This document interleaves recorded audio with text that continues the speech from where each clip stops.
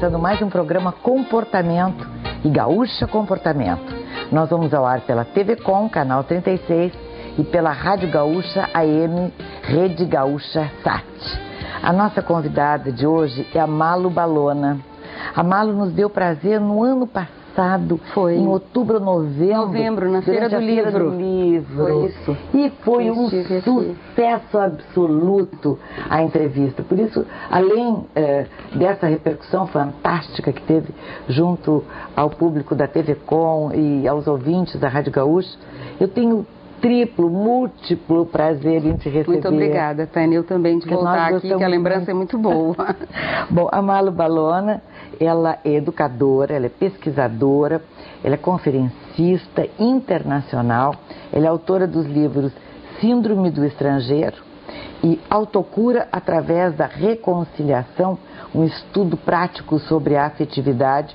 Esse já está em segunda ou terceira edição. Esse aqui está indo para a segunda edição agora, esgotou a primeira e agora estamos com a segunda. E o Síndrome do Estrangeiro já está na terceira edição, vai sair agora em junho, terceira edição. E a Malu está no Rio Grande do Sul para fazer algumas conferências, algumas palestras, inclusive em Santa Maria, que ela vai estar em Santa Maria no domingo. Isso, na Feira do Livro.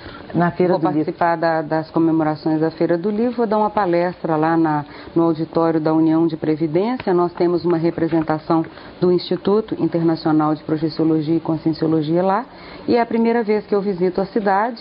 Após o interesse pelo livro, eles estão me pedindo para ir lá com esse livro também para fazer o lançamento. Vai adorar Santa Maria. É uma cidade interessante, povo lindo, uma cidade maravilhosa. Que ótimo. Antes de nós entrarmos nas tuas palestras atuais, Autoestima Sadia, Patrimônio Pessoal Permanente, só queria dar um retoque na autocura através da reconciliação. Vamos voltar. Meu livro está todo riscadinho, com muito prazer, tudo anotado. As pessoas que têm desconfiança crônica, um autoexemplo vale por 1000 tentativas de esclarecimento, enfim, tantas anotações que tanto têm me ajudado. Pois a mim, eu posso dizer assim, o autor é sempre o que mais ganha. Ele escreve o livro para os outros, mas afinal de contas, quem mais consulta o livro é ele mesmo, porque principalmente na nossa área de pesquisa, Tânia, a conscienciologia é o estudo de si mesmo. Então, como é que um autor vai falar para as pessoas se ele não tem a vivência pessoal?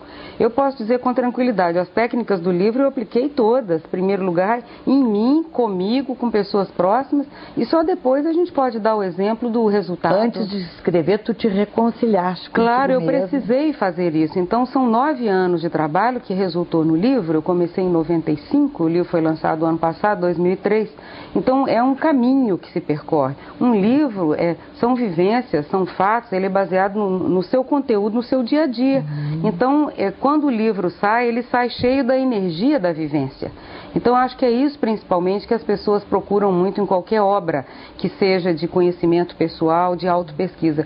O que o autor tem de vivência pessoal, de exemplarismo para ele passar para a gente? Eu atribuo a essa vivência o resultado bom que esse livro tem obtido com as pessoas, o interesse delas, e resultados que eu recebo todo dia, via e-mail, via carta, via telefone.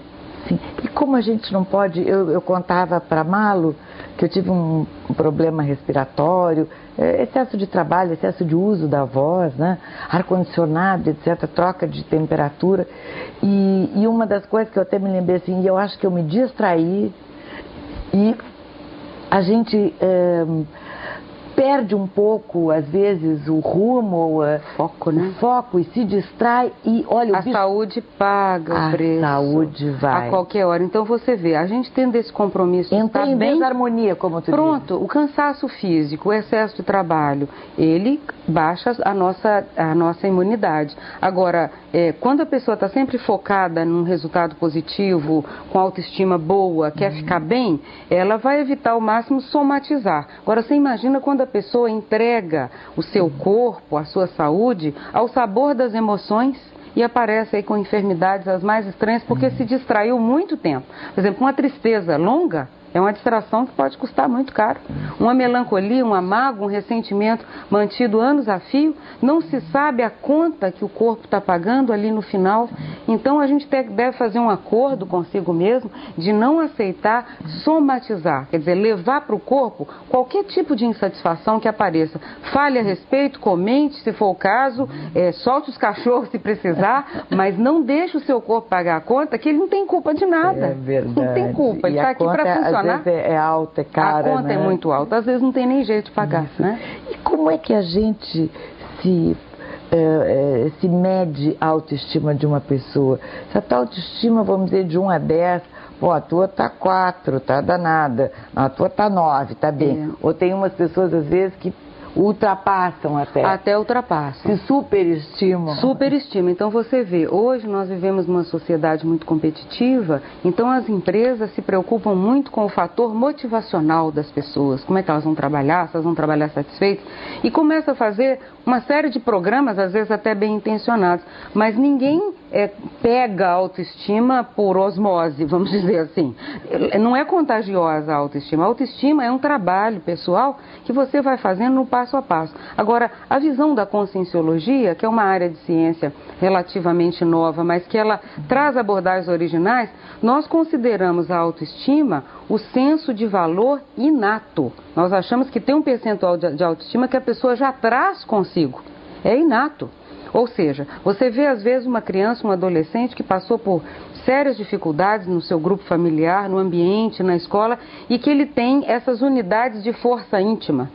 Nós temos aí na linguagem monetária o UFIRA, né? Você se lembra? Agora, a UFI é a unidade de força íntima que você tem para superar suas dificuldades. Isso é muito variado de pessoa a pessoa. E eu também, estudando esse tema, que é um fragmento do meu livro, que eu procurei explorar a parte, eu notei o seguinte: quem barganha e comercializa os valores pessoais não consegue ter autoestima boa. Não consegue, porque ela vai sendo vendida, sucateada, diluída. Quando a pessoa vê, ela não tem uma tranquilidade íntima, um bem-estar, porque a autoestima tem relação com a pacificação íntima. Com você está em dia com você. Não é em dia com as outras pessoas, nem com o Ibope, nem com qualquer coisa. É em dia com suas vivências. Que se você está tendo satisfações na área profissional, na área familiar, na área afetiva, de maneira geral, se isso é gratificação para você realmente. Então, não adianta querer baratear, comprar a autoestima. Não tem jeito. A pessoa tem que trabalhar, construir, rever, restaurar, e é trabalhoso, e tudo que é da autopesquisa, do conhecimento íntimo, é claro que vai exigir um pouco mais de nós, porque é mais duradouro. Numa cena, não me lembro aonde que eu vi, que uma moça estava muito triste, e o companheiro dela chega para ela e diz assim: adianta dizer que eu te amo? E ela disse: não adianta. Porque talvez, eu pensei, né, ela não estivesse se amando. Pois é, autoestima, o nome está indicando, né? É eu comigo, eu, autoestima. Qual é o valor, a dose de amor pessoal que eu tenho? Por mim, por minhas vivências. E você vê que a autoestima, ela não depende do desempenho. Não. Porque quando você mais precisa dela é quando você está em baixa. E quando está tudo bem, não precisa, a autoestima já está funcionando. Agora, quando nós falhamos, erramos, nos equivocamos, ou de algum modo passamos por algum tipo de situação de frustração, como uma deslealdade de um amigo ou algo assim, ou até de um ser querido do nosso parceiro, parceira. Então veja, é nessa hora que eu preciso puxar a minha unidade de força íntima, porque quando está tudo indo muito bem, ela está presente. Então, quando a pessoa vai avaliar a estima pessoal que ela tem de si, ela tem que avaliar nas situações de crise. É em situação de crise que a gente descobre o valor que nós nos atribuímos. A auto-opinião. Essa é que é a mais importante, o auto-juízo. Não adianta todo mundo dizer que você é maravilhoso, linda, lindo, formidável, inteligente, culto e profissional. Não adianta. O que importa é você confiar naquilo dentro de você. Agora, Malu, eu vou fazer uma breve interrupção, mas antes disso quero deixar um pensamento aqui.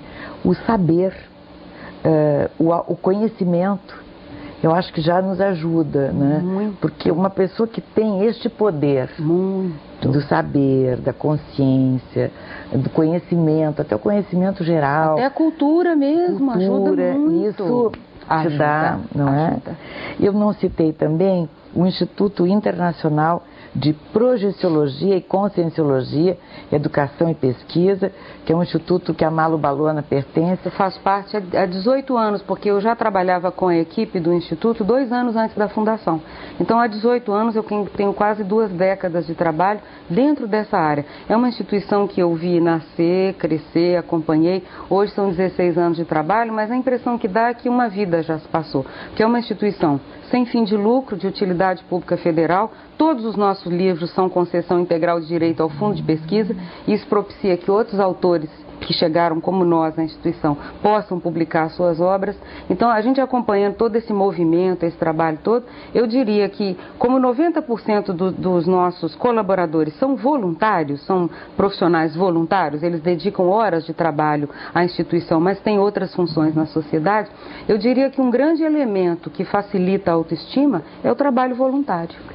1 minuto só, nós já voltamos, 3224-0707, e o telefone do Instituto Internacional de Projeciologia e Conscienciologia em Porto Alegre, caso alguém queira ter contato com a obra da Malu Balona. Continuamos conversando com a Malu Balona, do Centro Internacional de Excelência em Conscienciologia, Conscienciologia e Projeciologia. 2 áreas novas, mas que têm feito um movimento aí nos últimos 2 décadas. De consciência e a projeciologia. É a experiência de projeção, da saída do corpo. Então, aquilo que a ciência convencional rejeitou, não quis se interessar, é justamente o objeto de estudo principal das nossas áreas, a conscienciologia, que ela prioriza o estudo da pessoa, mas com uma visão muito mais ampla, integral, e a projeciologia, que pega os fenômenos relativos à vivência nossa. Por exemplo, o fenômeno da clarividência, da percepção de energias, é o fenômeno da própria experiência fora do corpo, que tantos têm, até ficam às vezes inibidos de comentar e falar, e hoje é assunto de ciência discutido no mundo inteiro. E nós achamos que o Instituto, ele fez um trabalho sério de divulgação sobre isso. E outra coisa, ele tirou esse assunto dos corredores da desinformação, da discussão sem da magia, preconceituosa, folclórica, superstição, e trouxe para o terreno da pesquisa e de utilidade pública mesmo, porque todo mundo vivencia isso, todo mundo pode tirar partido. Eu dei um telefone que é 051, é o código de área de Porto Alegre, 3224 0707. A Malu vai estar no domingo em Santa Maria. Isso. Santa Maria da Boca do Monte. Santa Maria, pois é a primeira vez que eu vou lá. 3 da tarde, tu vais adorar.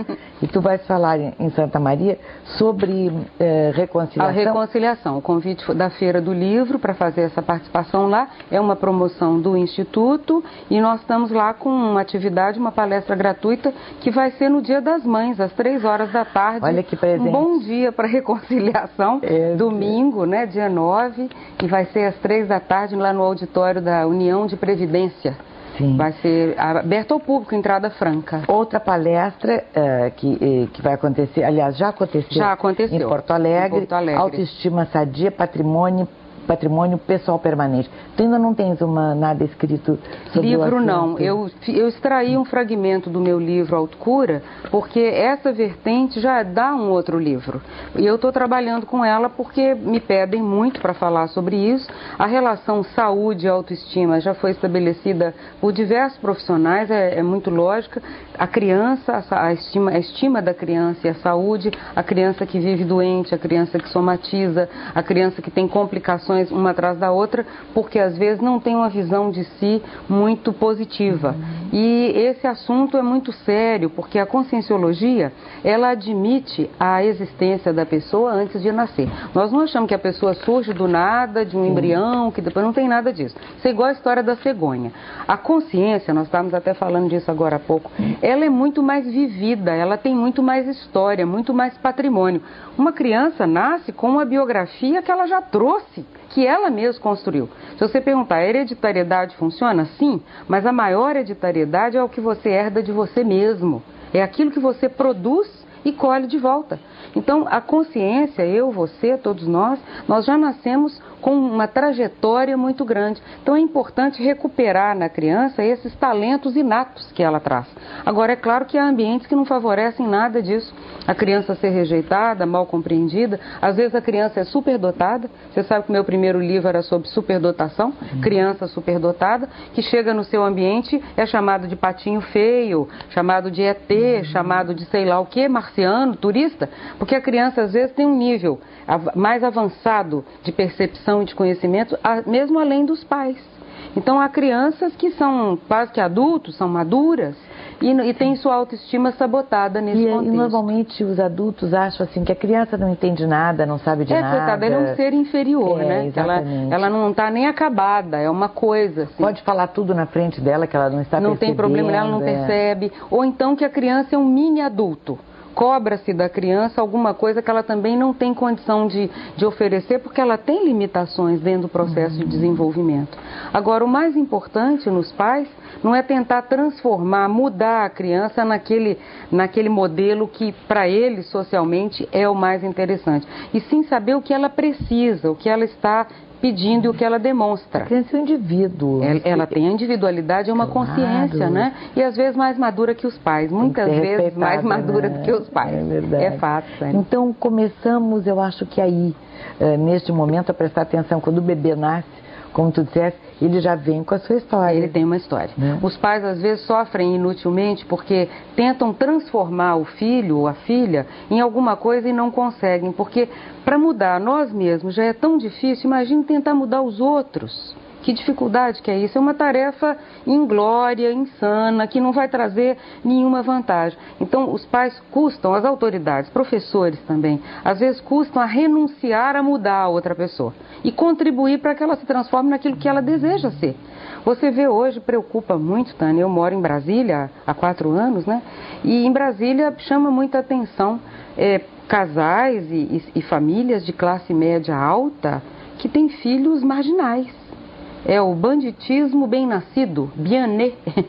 Você vê pessoa, estudou não sei onde, fez os maiores cursos de não sei aonde, e queima índio, e espanca colega até morrer. O que é isso? O que significa? E recentemente essas atitudes chamam bastante atenção e nós observamos que há criaturas nascendo hoje, consciências, que você nota um grau de evolução bastante pequeno. Evolução no sentido geral. É como se você pegasse o homem de Cro-Magnon ou de Neandertal e ele nascesse hoje aqui numa grande metrópole, como Porto Alegre ou como Rio de Janeiro.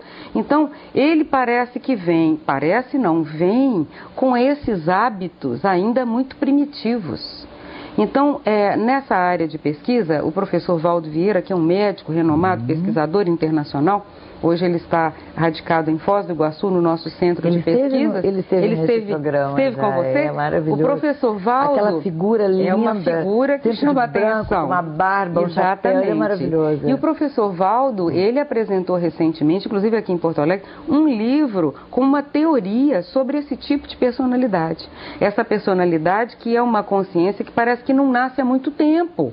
Então ela vem com hábitos muito rudes, muito, vamos dizer, desatualizados, incivilizados. E que isso chama a atenção e provoca esse choque cultural. Isso é ruim? Não, é muito bom, porque é uma educação viva. As pessoas chegam num ambiente onde os hábitos são mais refinados, por mais que elas sejam violentas, alguma coisa elas acabam incorporando de bom. Viver em civilização, você estava dizendo, a cultura é um patrimônio que ajuda a autoestima, o conhecimento, o estudo ajuda, claro que ajuda, ele amansa a nossa natureza animal. Se eu como com as mãos e vejo alguém na minha frente usando um talher, eu vou olhar, eu vou aprender. Então, o ser humano trabalha muito que assim. Não olham e não aprendem. Agora, outros já têm muita dificuldade. Tu citaste o exemplo anterior. São pessoas que não prestam atenção no Elas não estavam aqui acompanhando o mundo na sua evolução, na sua civilização. Né? Elas hoje chegam ainda muito embrutecidas. São consciências, são seres, personalidades, indivíduos que precisam de ser reurbanizados.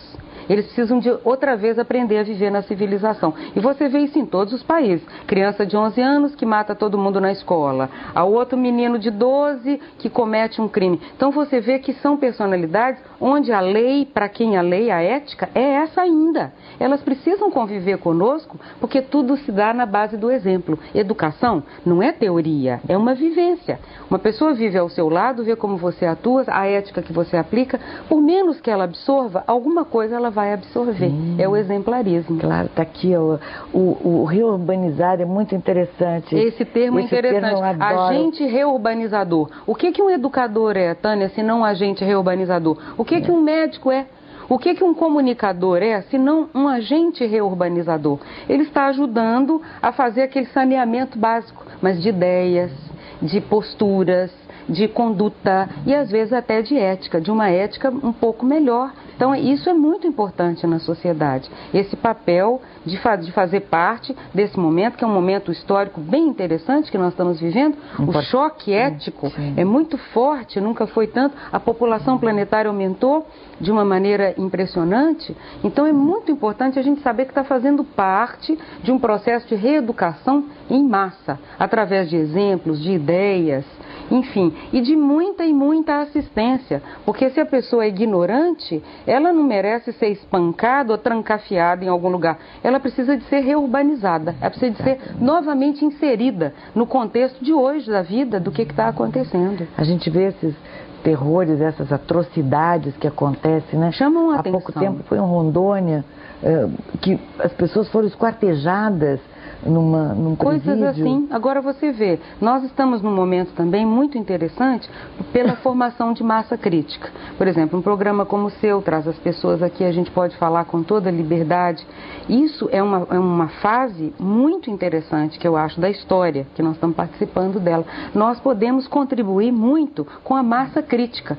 O telespectador que fica em casa ouvindo a gente, ele está formando uma opinião. Claro. Quando ele está formando uma opinião, ele está gerando um padrão de energias. Esse padrão de energia, ele não é inócuo, ele não desaparece, ele forma uma massa de energia. Nós chamamos isso da massa informacional dos pensamentos, sentimentos e das energias. Sem interromper a energia, um breve instante, pode, um intervalo, a energia se mantém e nós já voltamos. Não interrompemos toda a energia aqui, não é, Malo? E é tão importante porque eu sempre... Graças a Deus eu sou absolutamente otimista e eu acho sempre que através desses convidados maravilhosos, que a Lilica Chagas escolhe, que a TV Com, que a Rádio Gaúcha transmitem, colocam vocês no ar, pelo brilho, pela luz que vocês irradiam, as pessoas ficam diferentes depois. Ajuda. De te ver. Continuamos conversando com a Malu Balona, ela faz parte do Centro Internacional de Excelência em Conscienciologia e Projeciologia. Ela vai dar uma palestra gratuita em Santa Maria no domingo, na Feira do Livro, às 15 horas, mas não é na Feira do Livro. É na União de Previdência, no auditório da SCVC, acho que é isso mesmo, SUVC. É lá na União de Previdência e é aberta ao público. E ela vai falar sobre reconciliação, autocura através da reconciliação. Então, é quando a gente sabe de uma pessoa doente, tu diz, que pena, ela está de mal com ela, né? De mal com a vida. De mal com a vida. A enfermidade, ela denota algum nível de descontentamento, de insatisfação com alguma coisa. Você vê que nas pesquisas que eu fiz para o livro, até do câncer e até de outras enfermidades insuspeitadas, hoje a conexão que os profissionais fazem com a vida afetiva é muito grande. Aparecimento do câncer após um evento traumático. Uma perda, um abandono, ser despedido da empresa, enfim. E no caso da mulher, geralmente é ligado direto à vida afetiva. Abandono de marido, parceiro que traiu, enfim. São essas relações. Agora, a gente já sabendo disso, a gente não precisa se transformar de mais um caso de estatística. Não. Ninguém precisa ser mais um número na estatística. Para que o corpo vai pagar a conta e de uma condição que ele não tem a menor autonomia e nem inteligência suficiente para resolver. Mas nós podemos optar por outras soluções.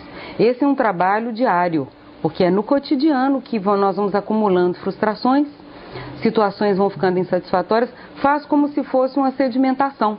Então é muito importante de vez em quando passar uma faxina em tudo e saber, estou em dia, as gratificações estão maiores que os conflitos, em qualquer coisa, relação com o filho, relação com o trabalho, relação pessoal, cotidiana, até a cidade que a gente vive. É preciso toda hora estar passando uma peneira nisso. Tem pessoas, uma pena que, assim, eu não gosto, coisa triste morar aqui. Não gosto do meu trabalho. Detesto meu trabalho, não estou satisfeito com o meu casamento, mas há 10 anos fala mal da relação afetiva, do casamento, da união, mas não toma uma providência útil. De quem é a responsabilidade disso? Então você vê, a autoculpa, ela não dá trabalho nenhum, porque ela não exige você fazer nada. Você pode passar 30 anos com autoculpa. Agora, a responsabilidade, ela na mesma hora ela exige uma ação de você. Então a responsabilidade, ela é amiga da sua saúde. Todo mundo que se responsabiliza se livra de um fardo. E também não tem que assumir a responsabilidade integral, porque nós vivemos compartilhando com as outras pessoas, vivemos em grupo. Então, essa responsabilidade ela é sempre relativa ao seu controle da situação. Agora, é triste você ver um profissional ou um membro de família tentando controlar a vida de todo mundo, dos seus funcionários, da sua família, um ato totalmente inútil, uma perda de tempo, jogar energia fora por algo que o livre-arbítrio está na cabeça da outra pessoa. Eu não posso controlar isso. Ficar no comando. Então, olha, abrir mão do perfeccionismo ajuda a autoestima e ajuda a saúde. Abrir mão das manipulações, daquelas velhas chantagens emocionais tão gostosas de fazer. Pois é, você não foi ao meu casamento, você não foi ao meu tal jantar, você não me telefonou, você não me ligou ontem, mas não tem importância, eu fiquei um pouco chateado. Não, mas tudo bem. Esse tipo de prêmio de consolação para o outro sentir culpa e isso se satisfaz a gente, nós estamos vendendo muito barato nossa vida afetiva. Ninguém precisa passar por isso. Há 15 anos atrás, tu não me cumprimentaste. Eu me lembro aquele dia que você passou e eu passei 15 anos elucubrando alguma história. Mas é verdade. Isso é fato. Então você vê, a gente sabendo um pouquinho de psicologia e lendo algumas obras sobre isso, a gente vai perceber, isso é loucura, é desequilíbrio. Você sabe também que o mau humor crônico, até tem um trabalho de autores daqui do sul, de Porto Alegre, chamado o mal do mau humor, distimia, o mal do mau humor, que é uma enfermidade que pode ser curada.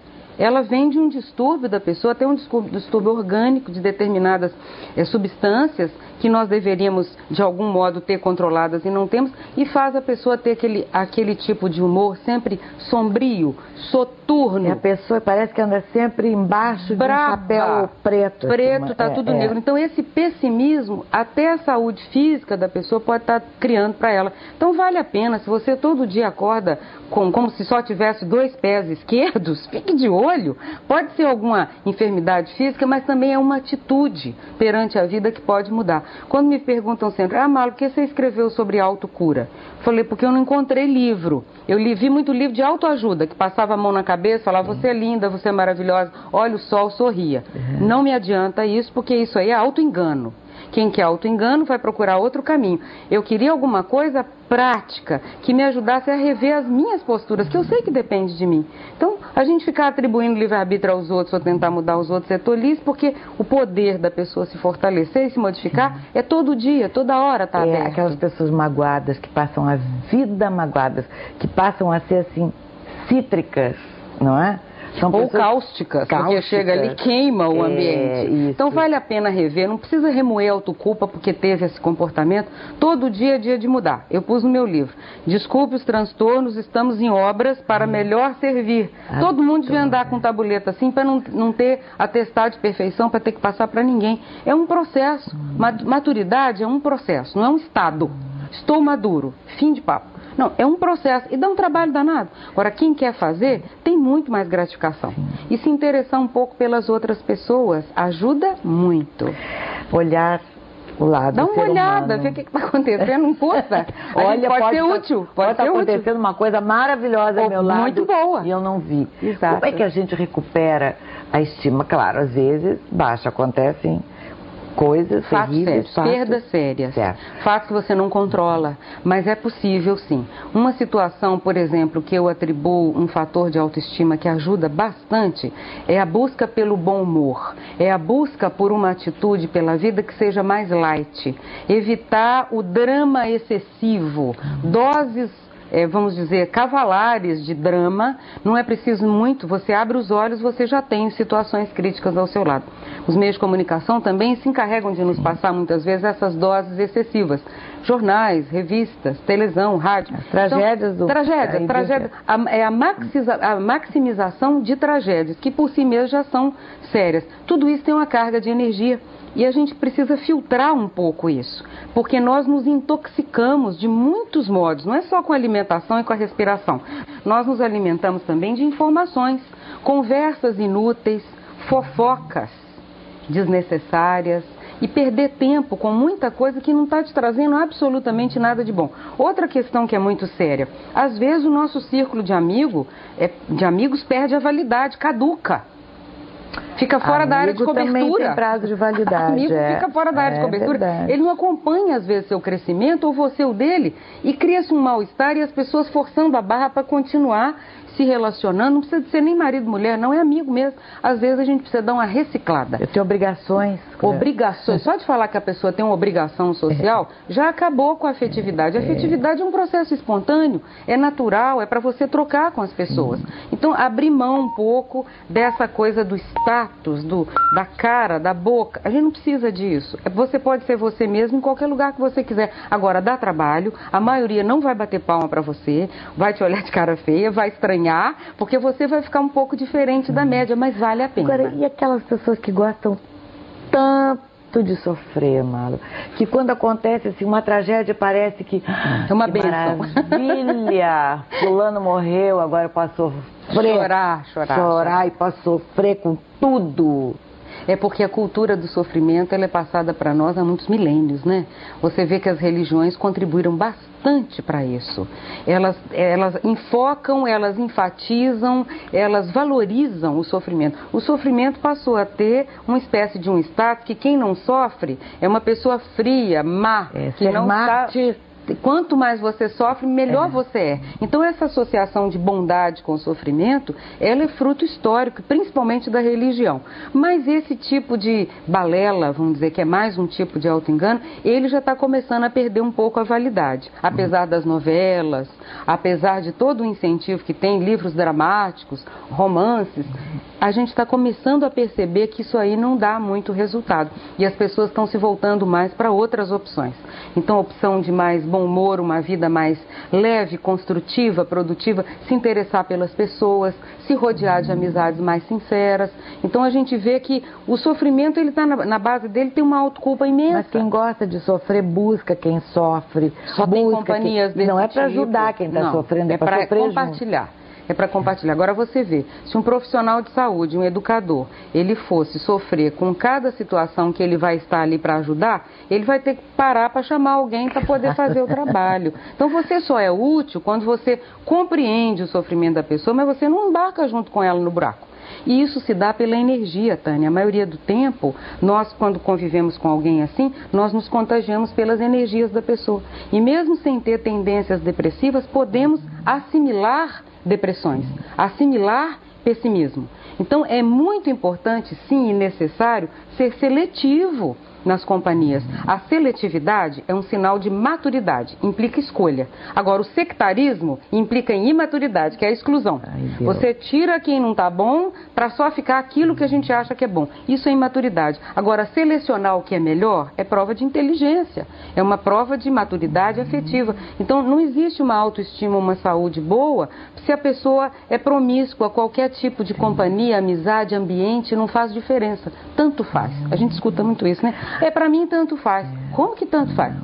Nem tanto faz, nem tanto fez, tem que escolher mesmo. Seja exigente quando se trata de energias, companhias, ideias. Agora, ajude quem está nessa condição, na condição de paciente. Porque lá está o paciente, você ajuda. Você não precisa ficar junto com ele para ser mais um paciente, né? Não precisa ficar ajoelhada sobre o milho, né? Não, porque isso aí é culpa. A pessoa quer sofrer junto porque ela sente culpa, que às vezes não fez o melhor, que não ajudou na hora que precisava. Quem ajuda mais é quem está de bom humor. Tem gente que tem culpa em ter prazer, é exatamente isso, né, Marla? É verdade. Que tu dizes. Uma culpa, se eu sou feliz ou... Se eu estou bem, se eu estou alegre... Sente culpa, porque está tão acostumado com a cultura do sofrer, que quando você fica muito bem, as pessoas até te perguntam, ué, mas como é que você pode estar assim com a vida do jeito que está? Você fala, olha, mas se alguém não ficar assim, vai todo mundo pro buraco. Nossa, alguém tem que fazer alguma coisa. Então o otimismo, hoje eu diria, ele não é aquela pessoa sonhadora que fica dizendo que vai tudo bem, que vai melhorar, não é isso. Mas é um otimismo, olhar a vida tal qual ela se apresenta. A vida é tragicômica, ela é engraçada. Se você for olhar, há coisas que são para você sorrir e continuar caminhando. Então sorri e vai em frente. Tão desgraçado. Meu Deus, olha, não é possível, deixa eu ir para ver se eu salvo. Eu não tô nessa, já que eu não salvei aqui, deixa eu ver se eu salvo ali a mim mesmo também, não é? É verdade, é se proteger e se defender. As pessoas também têm uma carência, Malu, muito grande. Quando a gente conversa com médicos, clínicos, as pessoas chegam às vezes para conversar, não dizem o que estão... Falta de relacionamento, Falta de relacionamento interpessoal. Você vê que essa barreira que a sociedade acaba criando com suas regras e normas, ela impede o relacionamento normal, sadio. Cada lugar, a pessoa é obrigada a vestir uma máscara para ela representar. Se é no trabalho, põe uma cara. Se está em casa, é outra.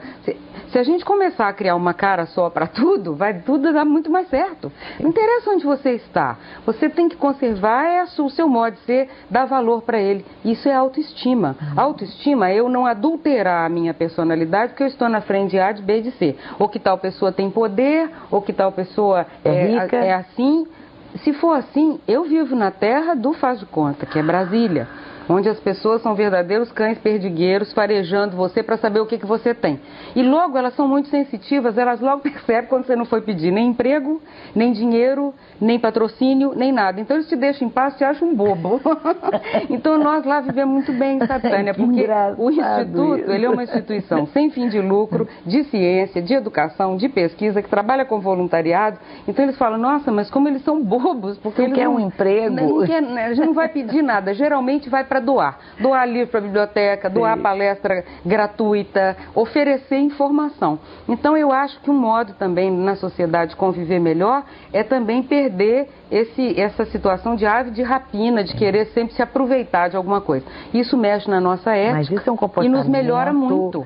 Comportamento usual, assim. Usual. A sociedade, junto aos núcleos de poder. Núcleos de poder, sejam eles quais forem. Às vezes é a própria família onde está o núcleo de poder da pessoa, que é aquele matriarcado, aquele patriarcado, não deixa de ser uma mini estrutura política. Sim. Então é muito importante a pessoa começar a recuperar a autenticidade, expressar seu modo de pensar, porque o que ela ganha com isso? Mais saúde, autoestima, respeito. Quando a gente é o que é e não tem medo disso tudo, do que o social cobra, a sua autoestima melhora, você fica bem com você.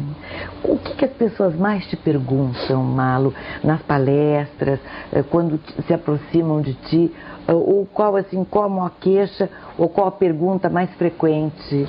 Eu noto, Tânia, que as pessoas têm uma tendência enorme a admirar quando você faz alguma coisa boa e às vezes não querem saber muito da trajetória, eles ficam muito mais interessados do resultado. Então é muito comum as pessoas falarem assim, você sempre foi assim ou você já nasceu assim? Você apareceu do nada? E eu gosto de falar que qualquer trabalho da gente que dê resultado, principalmente no que toca a vida, o cotidiano, as relações, o desenvolvimento pessoal, o amadurecimento, a ética, é um trabalho que você sua sangue para fazer como qualquer pessoa. Então, admirar não implica em nenhuma responsabilidade. Você admira, põe a pessoa lá, tudo bem, mas gostar e se envolver com a pessoa é muito diferente. Então é preciso começar a se envolver mais com as pessoas, prestar atenção, saber o que está acontecendo e se interessar. Então eu quebro muito e faço questão de fazer isso, também acho que todos os professores nossos atuam desse modo, quebrar essa aura de, sabe, de não sei o quê, porque senão a pessoa fica assim, não, ela é assim, mas ela, olha não, o seu caso é diferente, olha como você é, olha o que você conseguiu. Então ela com isso ela se isenta da responsabilidade, você entendeu?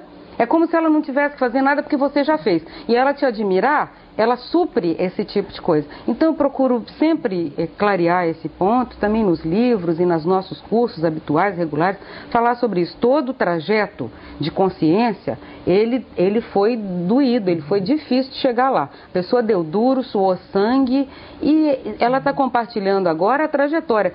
Divida a sua trajetória com alguém. As pessoas estranham muito também quando tu és bem-humorada, alegre, engraçada. O que é isso? É louca?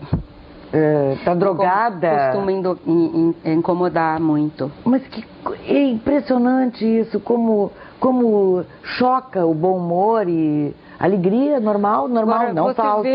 Alegria normal das pessoas. É falta de liberdade. O que a gente vai estudando, você encontra sempre o mesmo vilão, vamos dizer assim, que é a repressão social. É a falta de liberdade de expressão. As pessoas poderiam ter muito mais liberdade do que têm, mas os grilhões, as chaves, são elas mesmas que põem com um comportamento inautêntico e cheio de não me toques e cheio de... A pessoa começa a criar uma verdadeira fortaleza. Então ela não tem mais o contato humano, consciencial, ela não tem mais, porque perde essa condição. Acho que nós falamos no nosso último bate-papo, que parece que foi ontem. Nós estamos só continuando. Que eu me lembro de tantas coisas tão boas que nós conversamos, e depois a continuidade com o teu livro, de uma pessoa que é a terapeuta, disse assim: por que tu não és boazinha e simpática contigo como tu és com os outros? Quer dizer que era o contrário, era uma pessoa muito legal com todo mundo, não gostava. Que era uma bruxinha malvada, uma megera. Não, bruxinha boa, porque bruxinha boa é uma maravilha. Aliás, Lia Luft está escrevendo um livro infantil sobre a bruxinha que era boa. Então, assim, tu és uma megera contigo mesmo e és muito gentil com os outros. Isso também é uma autoexigência muito grande, que também é fruto de repressão. Repressão familiar, repressão religiosa, repressão da própria educação formal, depois a sociedade se incumbe de levar. A sociedade em geral, que nós mesmos organizamos, a responsabilidade sobre ela é nossa, tanto de construí-la como construímos, como agora de desfazer e fazer de novo. Mas você vê, ela é que é a maior, vamos dizer, aquela preceptora severa que toma conta da gente e não permite a gente ser o que é. E nas relações amorosas, Malu, nós temos 3 minutos, pouquinho menos, infelizmente, para encerrar este programa, mas vocês podem continuar através da obra da Malu Balot, na Autocura, através da reconciliação. Esse livro pode ser solicitado através do telefone 3224 0707. 051 é o código de área de Porto Alegre, e esse é o telefone do Instituto Internacional de Projeciologia e Conscienciologia. E é difícil, as relações amorosas, homens e mulheres não estão se entendendo. É a grande queixa que se ouve. Eu tenho aí a minha própria teoria da vivência, então, que eu vejo assim: o homem, ele é educado para simular uma maturidade que ele obrigatoriamente não tem, porque a própria mãe incentivou nele a imaturidade, a criancice. E vai ser o Dia das Mães agora, dia 9. Muitas delas, elas são mal formadoras de personalidade, porque elas não tratam como um bebê, e a sociedade vai exigir desse homem uma maturidade que ele não tem. Então ele simula. A mulher, desde pequena, é incentivada a ser muito detalhista, observadora, devido à repressão social. Então ela adquire um pouco de maturidade que ela dissimula, porque senão ela não vai arranjar casamento. A mãe fala: olha, se você é moça inteligente, minha filha, esquece isso, o negócio não é esse. Então a moça dissimula a maturidade, o rapaz simula a maturidade. Como é que pode dar certo? Quando eles vão se encontrar, ela descobre que ele é um neném e ele descobre que ela quer coisa que ela nunca expressou, porque ela dissimulou. Então é evidente que não dá certo. Ela se mostrou sempre muito dócil. Ela tem que ser infantil, criança, boboca, que não sabe de nada, para que ele possa ensinar tudo. Eu odeio essa palavra. Então as coisas não caminham bem pelo mesmo processo: repressão, hipocrisia, dissimulação, insinceridade, enfim, insinceridade. Se a educação muda, se as mulheres que educam homens começarem a mudar o modo de fazer isso, com certeza muita coisa vai ser modificada. Uma boa reflexão para o Dia das Mães. Aí. Ajuda para a gente pensar. Educar não é fazer do jeitinho que a gente precisa para atender as nossas carências. As mães acabam educando seus filhos homens para atender as carências afetivas delas. E depois mulheres vão ficar insatisfeitas porque esses homens não podem atender as carências afetivas. Dumas com barulho dele, mas há boas notícias. Eu acho que tudo está caminhando muito bem para botar as claras. Malu, tem um sonho. Obrigada, Tânia. Muito obrigada. Muita saúde, muita paz. Obrigada. Adoro também. te encontrar e conversar. Obrigada. Eu tenho certeza que quem nos acompanhou também. Obrigada. Até o próximo programa. O Gaúcha Comportamento tem na produção Lilica Chagas e na equipe técnica Isaac Varriento, Osmar Almeida e Davis Rodrigues.